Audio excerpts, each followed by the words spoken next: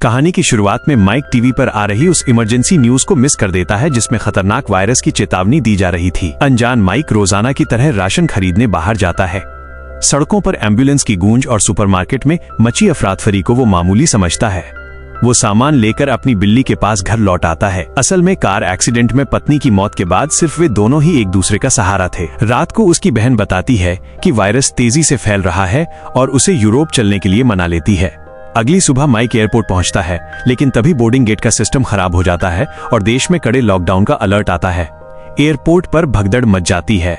Mic highway पर भारी जाम देखकर गाड़ी वहीं छोड़ पैदल ही घर की तरफ भागता है। घर पहुंचते ही वो देखता है कि फौजियों ने पड़ोसी के घर को घेरा हुआ है और उसे एक अजीब मास्क पहनाकर बाहर ला रहे हैं। उसकी तड़प देखकर माइक की रूह कांप जाती है। अगले दिन शहर में कड़ा लॉकडाउन लग जाता है। राशन खत्म होने पर माइक फिर सुपरमार्केट जाता है, लेकिन वहां सब कुछ लुट चुका था। जैसे तैसे थोड़ा सामान लेकर जब वो निकलता है तो उसका सामना एक इन्फेक्टेड पुलिस वाले से होता है जो खुद को गोली मार लेता है। खौफजदा माइक अपने घर को सील कर देता है और बाहर नजर रखने के लिए कैमरा लगा देता है। आधा महीना बीतने पर खाना खत्म होने लगता है। जिंदा रहने के लिए माइक बाहर निकलता है। पड़ोसियों के घरों की तलाशी लेते हुए उसकी मुलाकात एक लाचार बूढ़ी औरत से होती है जिसके पैर काम नहीं करते थे और उसे सबने अकेला छोड़ दिया था। वो बूढ़ी औरत माइक को उन घरों का पता बताती है जहां खाना छिपा था। माइक को एक बाइक भी मिल जाती है, लेकिन जब माइक उसे साथ ले जाने की जिद करता है तो वो बोझ नहीं बनना चाहती और चुपके से सुसाइड कर लेती है। लाचार माइक असेंबली पॉइंट की तरफ बढ़ता है। रास्ते में एक ज़ॉम्बी उस पर हमला करता है, लेकिन माइक अपने मोटे वेट सूट की वजह से बच जाता है और उसे मार देता है। इसके बाद वो समंदर के रास्ते भागने के लिए पोर्ट पहुंचता है, लेकिन उसकी नाव गायब थी। वो तैरकर दूसरी नाव तक जाता है जहां उसे एक ज़ॉम्बी बच्चा मिलता है। वो फिर से समंदर में आगे बढ़ता है जहां उसे एक पेट्रोलिंग बोट मिलती है जिसका कैप्टन एक खूंखार रशियन था। वहां विक्टर नाम का ट्रांसलेटर माइक को बताता है कि आर्मी ने सारे पोर्ट सील कर दिए हैं। जल्द ही माइक को एहसास होता है कि ये रशियन कैप्टन और उसके लोग बहुत खतरनाक हैं जो लोगों को मारकर लूट रहे हैं।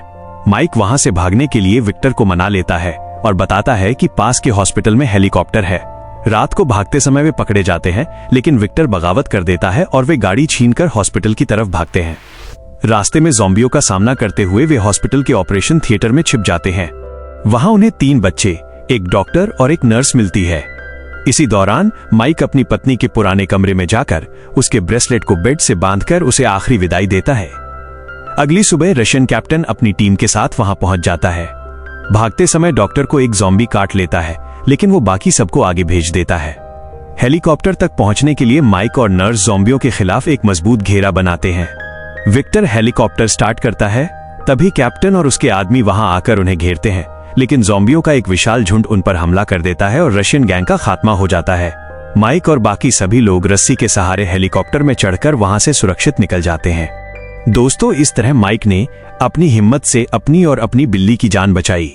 अगर आपको ये रोमांचक कहानी पसंद आई हो तो हमारे channel the life of discipline को जरूर सब्सक्राइब करें और इस वीडियो को लाइक करना न भूलें।